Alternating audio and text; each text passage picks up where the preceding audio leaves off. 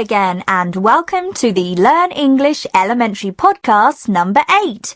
I'm Tess from London. And I'm Ravi from Manchester. You're looking great as usual, Tess. How are you? Thanks, Ravi. I'm very well, thanks. How are you? I'm fine, thanks. Actually, I'm very well. You know I told you I was looking for a new flat? Yeah?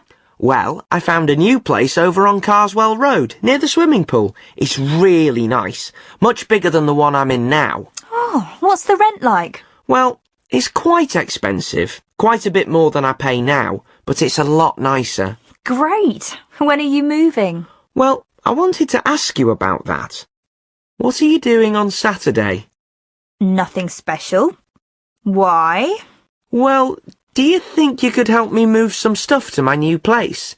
Can you spare 2 or 3 hours in the afternoon? Yeah, I suppose so. You can say no if you want to, you know. No, it's okay. I don't mind. That's brilliant. Thank you. I'll tell you what, I'll make dinner for you at the new flat after we've moved my things. Does that sound okay? Ooh, that'll be lovely. Thanks. Great. Have a think about what you want to eat.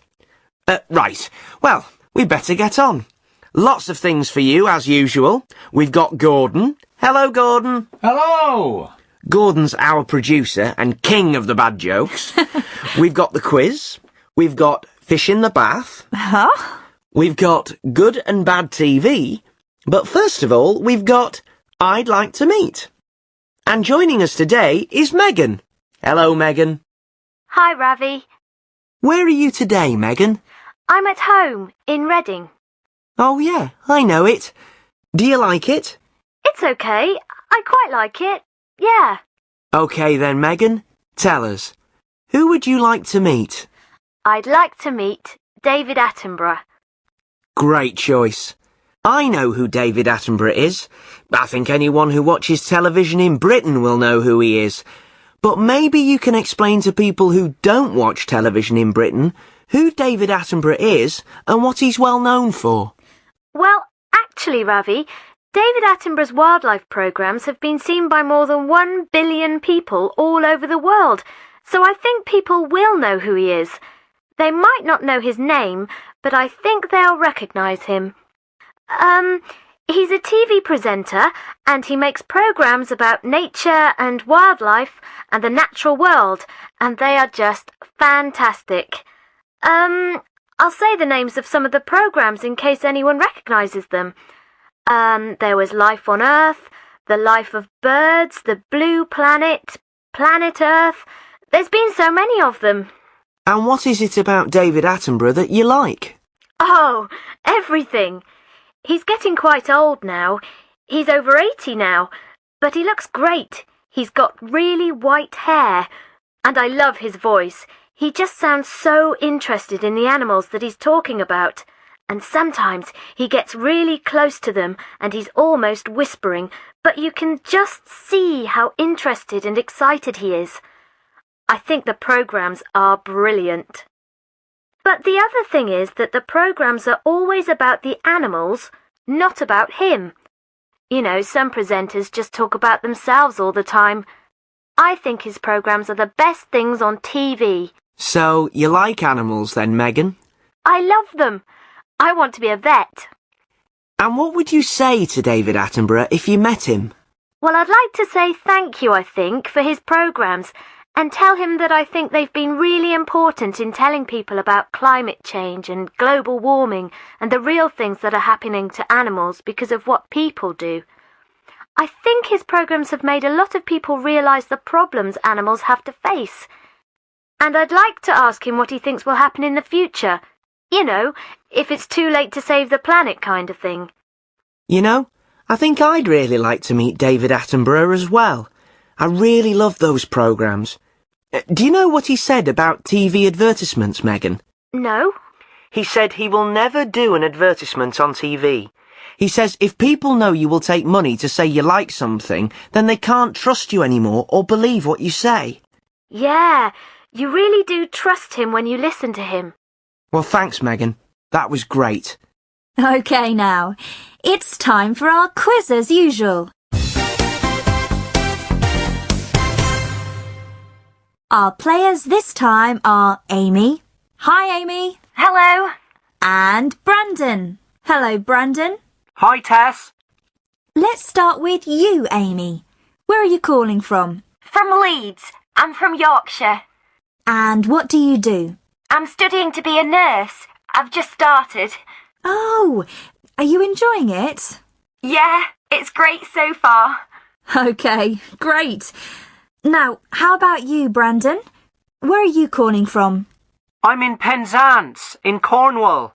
Wow, the very tip of the country. I used to go to Cornwall on holiday when I was a kid. We still get loads of holiday makers every year. Well, it's such a beautiful area. Anyway, we've got a new quiz for you this time, a numbers quiz. How are you with numbers, Amy? Well, I'll do my best. Okay, here's what you have to do. You're going to work together to answer some riddles. I'll give you an example. There are 7 D in a W. Can you tell me what the D and the W stand for? Is it 7 days in a week? Okay, so you get the idea. Now, either of you can answer, and if together you can get 5 correct answers, you both win a prize. Okay, you two? Okay. Yes. So, here's the first one. There are 12 M in a Y. 12 months in a year? Well done! 1 out of 1. Next one.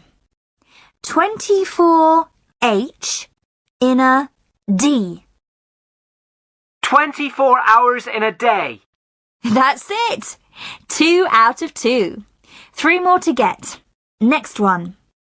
60 S in an M. It's 60 seconds in a minute, isn't it? It is! 2 more to get. Normally, there are 30 or 31 D in an M. Days in a month? Right! 4 out of 4. 1 more to get. 60 M in an H. 60 minutes in an hour. Yes! Well done, you two. 5 out of 5. OK, you've both won a book token, and we'll be sending them to you very soon. Thanks for playing, and well done. Ravi, I've got one for you. 11P in an FT. Easy. 11 players in a football team. Ah! Good game, though. OK, time now for Our Person In. At the start of the podcast, I promised you fish in the bath. And here they come. Bill Stedman is our man in Prague.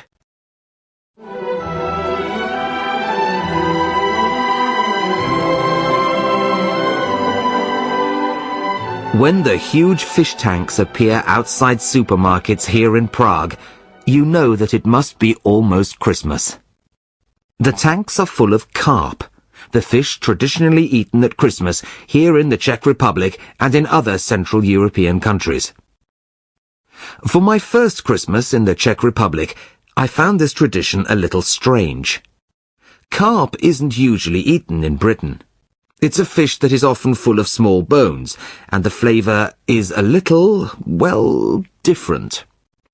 But what I found really strange about the Czech habit of eating carp at Christmas is how they do it. People usually buy the fish from tanks outside supermarkets and take them home alive and put them in the bath. Spending a few days in clean bath water cleans the carp and makes it taste better when it is eaten on Christmas Eve. A friend of mine told me that when her son was 4 years old, he asked why they were keeping the carp in the bath. "To clean it," she told him. Later that day, my friend went to look at the carp in the bath and saw, to her horror, a bath full of bubbles. Her helpful son had added a generous handful of soap powder to the bath to make sure their carp was lovely and clean. That was one family that didn't eat carp that year. All my friends with children tell me that there is one golden rule. Never give your carp a name. When Christmas Eve arrives, you'll find it very difficult to explain to your children why their pet has suddenly disappeared.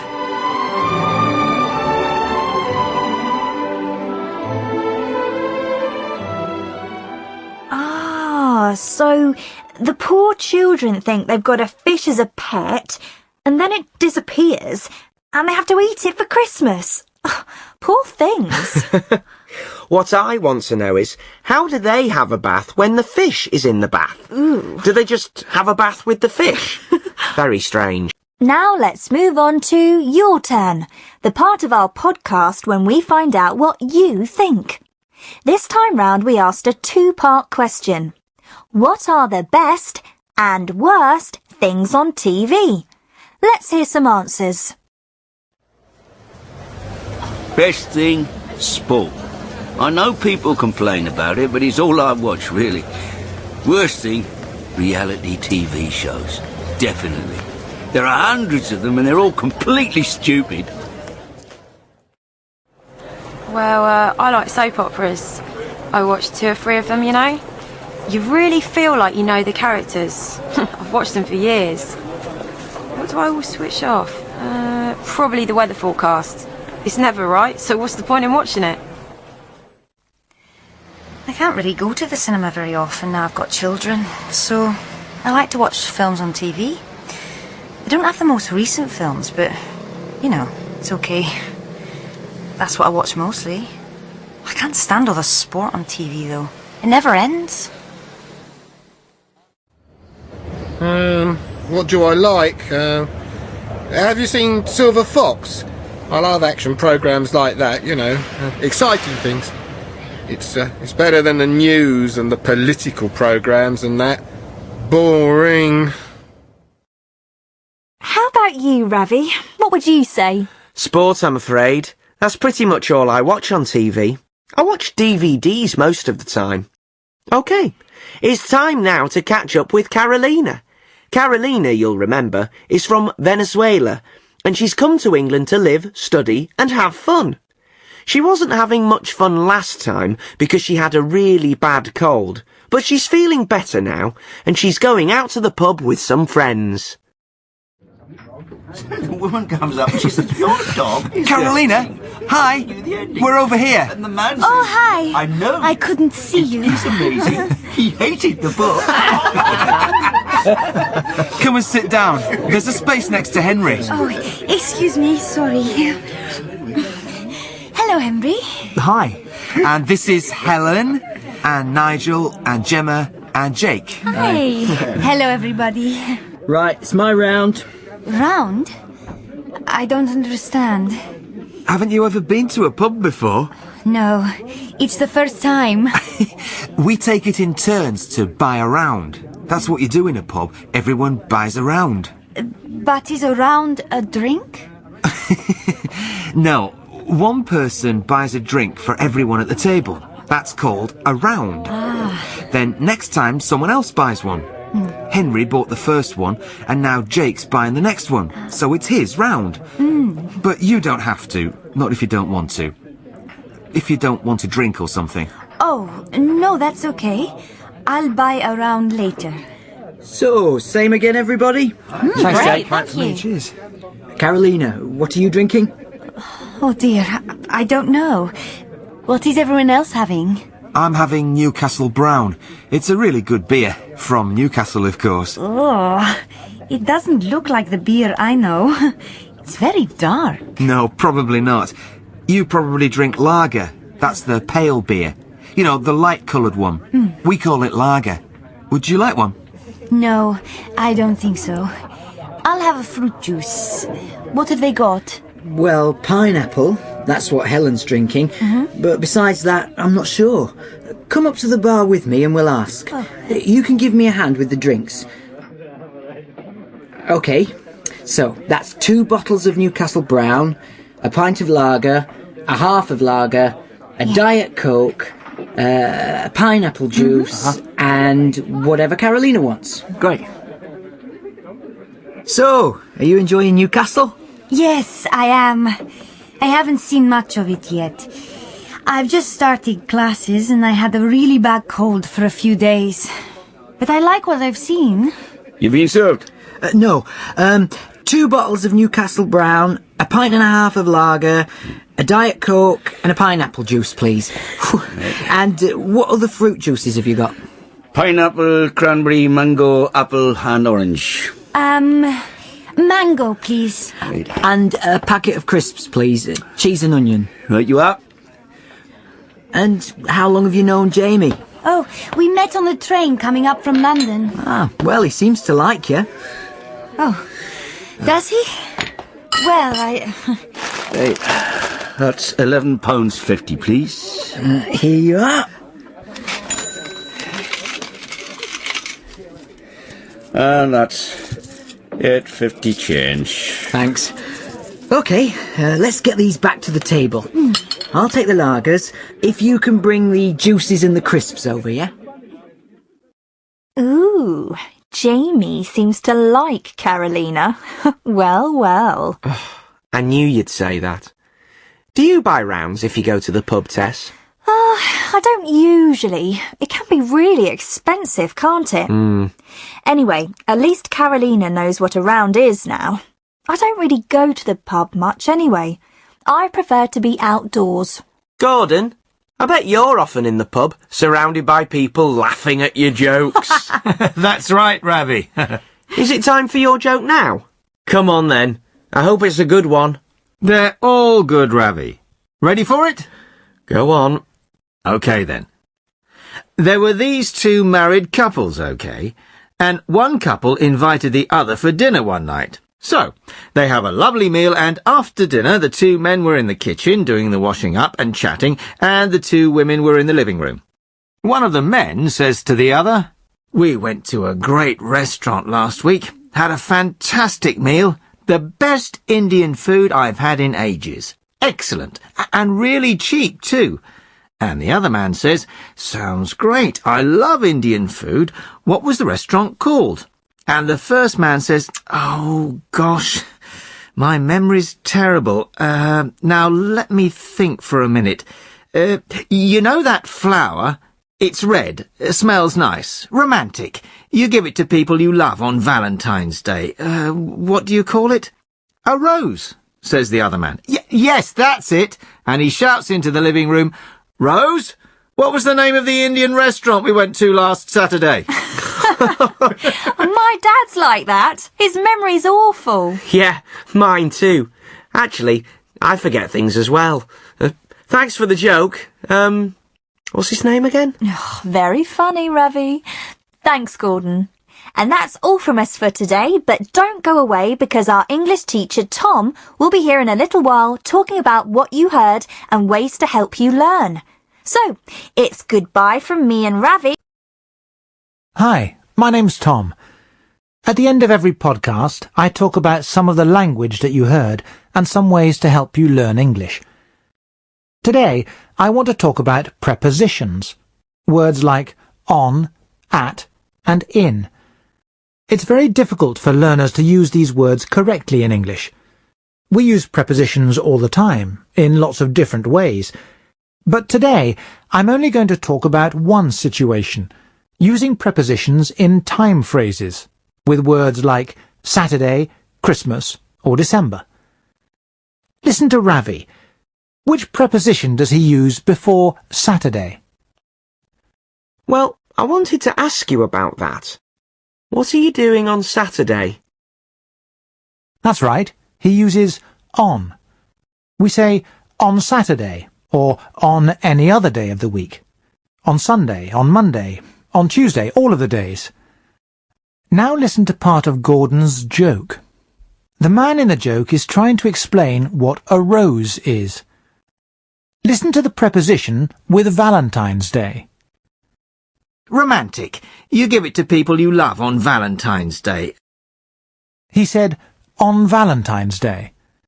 Valentine's Day isn't a day of the week, but it is a day, a single day, so we use on again. Now listen to one more.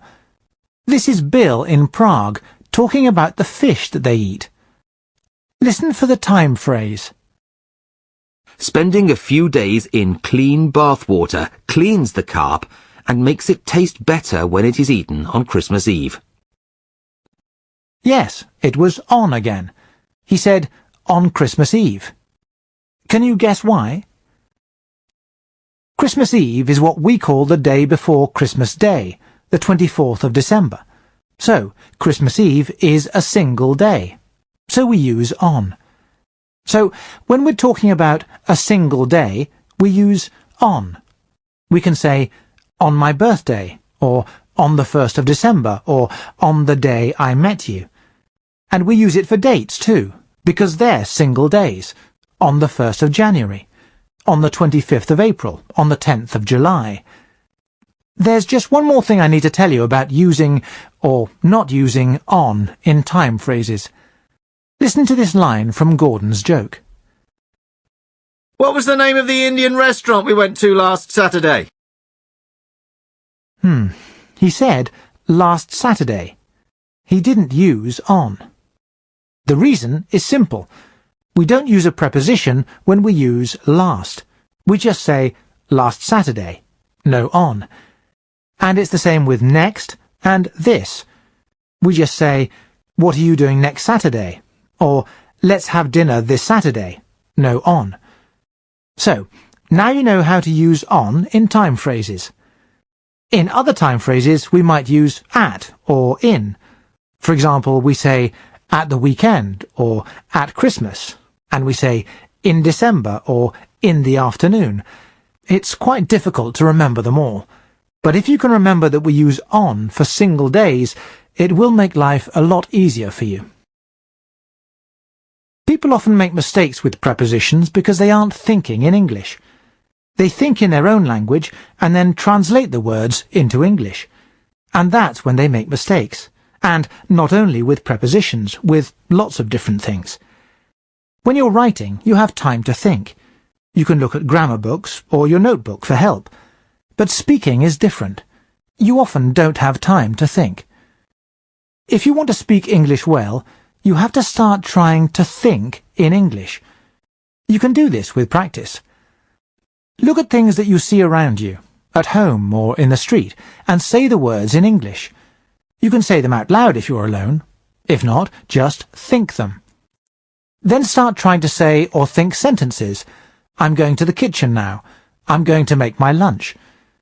Talk to yourself about what you're doing in English, out loud or in your head. Try to do this for a short time at first, then you can increase the time. Try to do it for an hour every day. It will soon get easier, and your brain will learn to think in English. Try it. I'm sure you'll notice the difference after a while. And now for something different.